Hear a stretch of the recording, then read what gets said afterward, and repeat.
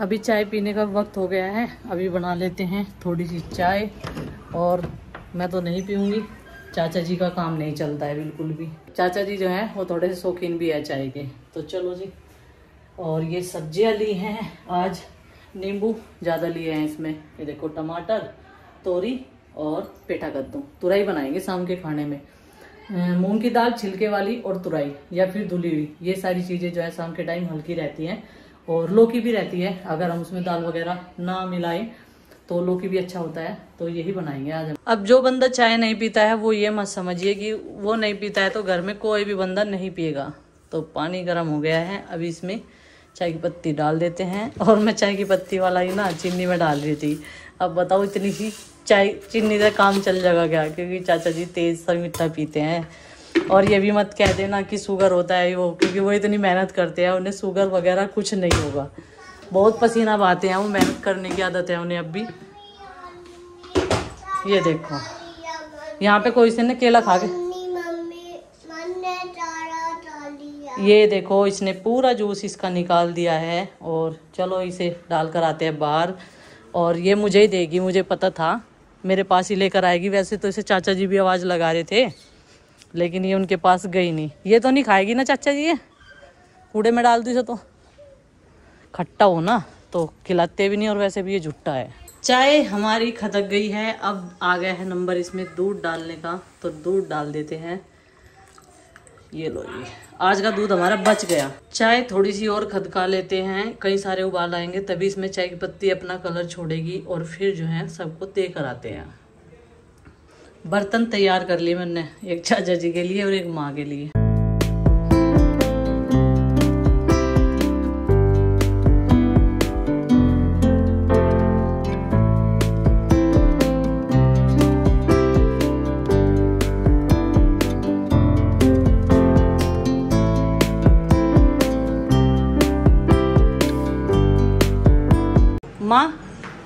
माँ ले चाय। यहाँ पर दीवार में ये देखिए बहुत सारी चींटियाँ और छोटे छोटे से अंडे लेकर इधर उधर घूम रही है। हमारे बड़े बोलते हैं कि ऐसा माना जाता है बारिश होने की 100% संभावना है। छोटे छोटे से वाइट से इनके अंडे और बच्चे जो होते हैं उन्हें ये छुपाती हैं और भगवान से गुहार लगाती हैं कि ये भगवान बारिश कर दे, गर्मी बहुत है। क्योंकि ये सब जो हैं दीवार के अंदर दरारों में नहीं रह सकते, पानी से सबका जीवन है। और देखो जी ये भी भगवान से प्रार्थना कर रहे हैं कि बारिश कर दे प्रभु। जैसे हम लोग बोल रहे हैं कि ये भगवान आज बहुत गर्मी है, बारिश तो होनी चाहिए। ये देखो कितनी सारी चींटियाँ हैं और छोटे छोटे से अंडे लेकर अपनी जगह बना रही है कहीं ना कहीं छुपने की। तो फ्रेंड्स आज मैं सोच रही थी कि कुछ सामान जो है यहाँ से इकट्ठा किया जाए जो बेकार का है। घर जो है पूरा ये वाला तो भरा हुआ है, कुछ इसमें सामान अमितर का भी है और कुछ हमारा पड़ा हुआ है। तो आज हम करेंगे इसकी छटनी। लेकिन अभी मुझे याद आ गया है प्रीति को आज कॉलेज भी जाना है, अपनी एक फ़ाइल सबमिट करके आनी है। तो मुझे नीचे का काम करना चाहिए, लेकिन आज मैंने मन बनाया था इसे करने का।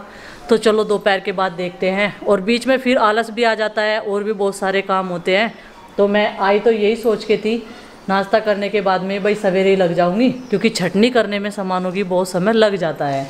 तो जितनी बेकार की चीज़ें हैं रद्दी में सब कबाड़ी में दे देंगे और जो सही सामान है उसे रख लेंगे। लेकिन फिर वही हुआ कि मुझे जाना पड़ेगा नीचे ही। क्लीनिंग वगैरह भी है, खाना भी है, दोपहर का नाश्ता तो बना ही दिया था मैंने। बच्चे स्कूल में सारे चले गए हैं और कपड़ों की धुलाई भी है, ऊपर से नंदनी भी है। तो चलो जी नीचे ही चलते हैं, पहले नीचे का ही काम निपटाते हैं। ऊपर से गर्मी इतनी है बहुत ज़्यादा, बहुत तेज़ धूप निकल जाती है सुबह के टाइम ही। फिर सुबह के टाइम जब नाश्ता करते हैं ना एक बार तो आलस भी आ जाता है, सबकी बात है। आप बताइएगा आपको भी ऐसे ही होता है कि नहीं? मुझे तो वही आ जाता है एक बार तो 2-3 चक्कर काटेंगे, मतलब काम संगवानेंगे, फिर थोड़ा रूटीन से में आ जाते हैं ना, तब जाकर काम मतलब इंजन जो है तेज तेज काम करता है, जैसे तेज तेज धूप लगती है। तो अभी मैं लग गई हूँ साफ़ सफाई में। प्रीति ने मशीन में कपड़े डाल दिए हैं, लाइट आ गई है। आज बहुत सारे कपड़े हो गए हैं, पहले पहनने के डाले जाते हैं। और देखिए कुछ कमेंट्स ऐसे होते हैं कि तुम रोज़ रोज़ कपड़े धोते हो। भाई पसीना आता है, कपड़ों में बदबू होती है, तो कपड़े तो धोने ही पड़ते हैं। थोड़ी सी देर पहनो तभी पसीना आ जाता है, दोपहर तक भी कपड़े चेंज करने पड़ जाते हैं। इतनी गर्मी लगती है खुले आंगन में जब काम करते हैं, सारे कपड़े गीले रहते हैं, तो उनमें पहन कर ना बैठने का मन नहीं करता, लेटने की तो बात दूर है। तो अभी मैंने इस कमरे को जो है अच्छे से मतलब संगवा दिया है, सब कुछ अरेंज कर दिया है जैसे मैं अपने बेडरूम को रखती हूँ हर रोज़। आज बेडशीट्स कई दिनों बाद आपने ये वाली देखी होगी। इस पर जो है मैंने नई वाली बेडशीट्स डाल रखी थी, अदल बदल कर डालती रही हूँ। तो आज इसका नंबर कई दिनों बाद आया। ये वाली बेडशीट जो हैं आज धुलेंगी सारी की सारी। तो प्रीति को कॉलेज भी जाना है, तो मैं लग गई हूँ झाड़ू पोछे में। ये काम निपट जाता है ना साफ़ सफाई का, फिर ये नहीं रहता कि हमारा ये काम भी पड़ा है, हम लोग खाने में बनाने में लगे हुए हैं। और मिट्टी के चूल्हे पर जो है टाइम लगता है, गैस के चूल्हे पर तो कम बत्ती फ्लेम कर देते हैं, लेकिन वहाँ पर तो बैठकर आग जलानी पड़ती है। मतलब परमानेंट सी वहाँ पर ही बैठना पड़ता है, इधर उधर के काम कम होते हैं। जैसे चावल बनने हैं, सब्जी छोंक दी, तो ये काम तो इधर उधर के एक दो हम कर भी लेते हैं, मतलब सब्जी छोंक कर या चावल बनाकर चावल बनने के लिए रखते हैं जैसे। लेकिन जब रोटियां सेकते हैं फिर तो वहाँ पर बैठकर जलाना पड़ता है और रोटियां बनानी पड़ती है, तो उसमें जो है थोड़ा सा ध्यान रखना पड़ता है। तो इस कमरे में भी देखिए इतना कूड़ा नहीं निकला है। जब से हमने अपने घर में चप्पल बाहर निकालने का रूल फॉलो किया है और बच्चों पर भी हम लोग करा रहे हैं, तो मतलब बड़ी तसल्ली है। फर्श पर इतने निशान नहीं होते हैं, नहीं तो गंदगी के इतने मतलब बेकार धब्बे नज़र आते थे सुबह तक। सारा फर्श चिपचिपा और फर्श पर पोछा लगाने में भी बहुत ज़्यादा टाइम लग जाता था। अभी झाड़ू लगाते ही फर्श ऐसा लगता है जैसे हमारे फर्श पर पोछा लग गया हो। तो जी मैंने यहाँ पर सोफ़े का कवर भी ये ठीक कर दिया है और उसने कपड़े आधे धो दिए हैं। बाहर देखिए जो हमारी ओपन किचन है, वहाँ पर सारा सामान अभी खुले आंगन में ऐसे ही रखा हुआ है। माँ बैठी हुई है ध्यान में और उनके पास एक ताई जी बैठी हुई है, क्योंकि कली पीने वालों के का कोई टाइम नहीं होता, वो किसी भी टाइम बैठकर पी लेते हैं। और ये वाले मैट होते हैं ना जो बाहर के इस बरामदे के दरवाजे के, तो ये भी बहुत ज़्यादा धूल भर जाती है इनमें, बहुत ज़्यादा गंदे होते हैं। अब मुझे लगता है जब मैं इन्हें झाड़ती हूँ और तीसरे चौथे दिन धोते हैं हम इन्हें, तो ऐसा लगता है कि पूरी धूल इनमें ही जमा रहती है, अंदर तक नहीं पहुँच पाती है। तो जी इधर की भी हो गई थी। अभी मैं साथ के साथ जो है थोड़ा सा गीला कपड़ा अलमारी में लगा देती हूँ, और यही कारण है ये अलमारियाँ जो हैं इतनी चमकदार रहती हैं, इतनी चमकती रहती हैं। एक तो मैंने इसमें ज़्यादा सामान डेकोरेट नहीं किया है, बस एक दो सामान रखा हुआ है, और ऊपर से रोज़ मैं गीला कपड़ा इनमें लगा देती हूँ। तो जी ये वाला कमरा अच्छे से हो गया है। अब जाऊंगी मैं दूसरे वाले कमरे में, बस उरली साइड में रह गया है। बेड पर भी कपड़ा लगाना होता है, नहीं तो बेड की जो ये प्लाई होती है ना, इस पर भी धूल बैठ कर ना काले काले से धब्बे हो जाते हैं। एलईडी पर मैंने इसलिए कपड़ा नहीं मारा, ये गीला कपड़ा है, उससे ख़राब होने का डर रहता है, तो इस पर सूखा कपड़ा मैं लगाऊंगी बाद में। तो जी अभी मैंने शीशा वगैरह सब कुछ साफ़ कर दिया है, और इनमें ना इन विंडो में छेद कर दिए हैं, पता नहीं कीड़ा सा लगा हुआ है, और यहाँ पर ना बारीक बारीक सा मतलब पाउडर सा निकलता रहता है, उससे मैं बहुत दुखी हूँ। दिन में 2-3 बार साफ़ करना पड़ता है। और देखिए जैसे नंदनी बच्ची है, तो उसे क्या पता ये क्या है, वो मुँह में हाथ लगा कर दे ले, वो कुछ खा ले, कुछ नहीं पता होता बच्चों का, तो इसीलिए सारी चीज़ों का ध्यान रखना पड़ता है। अब इसमें जो है थोड़ा सा काम ज़्यादा फैला हुआ था, क्योंकि बच्चे बैठे रहते हैं, बेडशीट वगैरह ऐसे ही पड़ी हुई थी, तो नंदनी आ गई है और प्रीति मुझे बोले कि इन्हें आज और धूप में डाल देते हैं। चौथा दिन है इन्हें सुखाने का, और 4 दिन में सूख कर गद्दे एकदम बहुत बढ़िया हो गए हैं। देखिए ज़रा सा भी कुछ नहीं बिगड़ा है, अच्छे वाले ये जो है मैट्रेस है हमारा, ये हमारे मैट्रेस जो हैं अच्छे वाले हैं, तो इसलिए इनको हमने आसानी से धो भी दिया और सुखा भी लिया। तो अभी मैंने बोला कि धूप में डाल दे, और ये प्रोटेक्टर भी डालते हैं हम लोग, लेकिन बच्चे हैं, प्रोटेक्टर ही कहाँ तक चलेगा, बदबू हो जाती है, तो उसे हमने धो धो कर जो है वो ऐसा ही हो गया है, उसमें अब सारा पानी नीचे निकल जाता है। पहले नहीं निकलता था जब ये नया था। प्रोटेक्टर भी ज़्यादा दिन तक नहीं चलते हैं, मैंने ये सारी चीज़ें यूज कर कर देख ली है, जिससे कि गंदगी ना हो घर में। बस यही है कि बच्चे को या तो चारपाई पर सुलाओ या फिर बड़ी सावधानी पूर्वक गद्दे पर सुलाओ वगैरह बिछाकर, कुछ बिछोनी वगैरह जैसे गांव में बोलते हैं वो डालकर सुलाओ, तो ज़्यादा गंदगी नहीं होगी। नहीं तो इस टाइम जो है कमरे में घुसा भी नहीं जाता था, इतनी बदबू हो गई थी दिन में भी।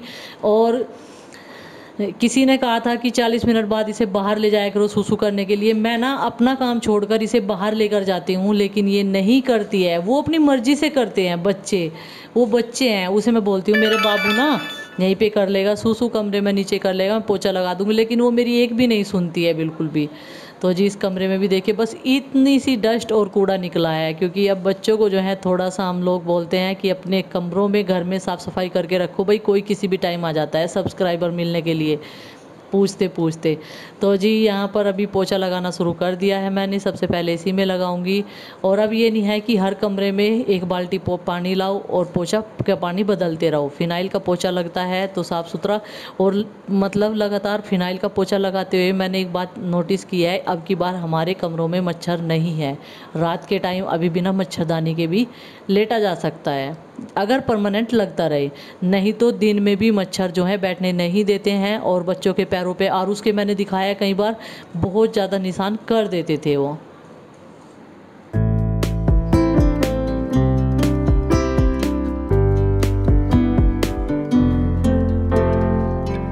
और चाचा जी खेत से आ गए थे, अभी वो भी नहा लिए हैं, तो उन्हें जो है खाना भी देना है। और सुबह के टाइम हम 1-2 पराठा एक्स्ट्रा बना कर रख देते हैं, चाचा जी आते हैं तो उन्हें गर्म करके दही या चाय के साथ दे देते हैं। जिस चीज़ की भी साथ उनकी इच्छा होती है वो फिर खाकर जो है अपना आराम करते हैं। और ये नहीं है कि काम एक ही बंदा करता है, काम हमारे घर में हर कोई करता है, नंदनी से लेकर बड़ों तक, पिताजी तक, कोई भी ठल्ली नहीं रहना पसंद करता बिल्कुल भी।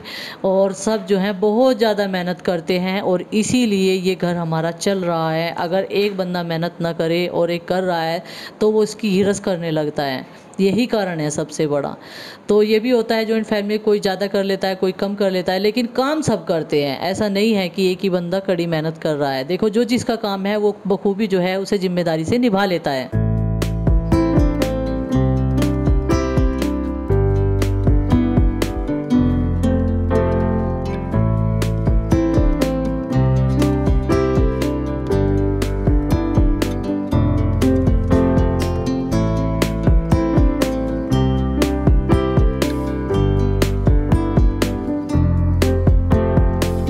अभी ड्यूटी चेंज हो चुकी है क्योंकि आरुष जो है प्रीति से नाता नहीं है, और मैंने उसे रेडी कर दिया है। यहाँ पर प्रीति बना रही है आलू के पराठे, गुड्डू चिंकी लेकर गए हैं टिक्की। उनकी फरमाइश थी कि मम्मी आलू की टिक्की बना देना।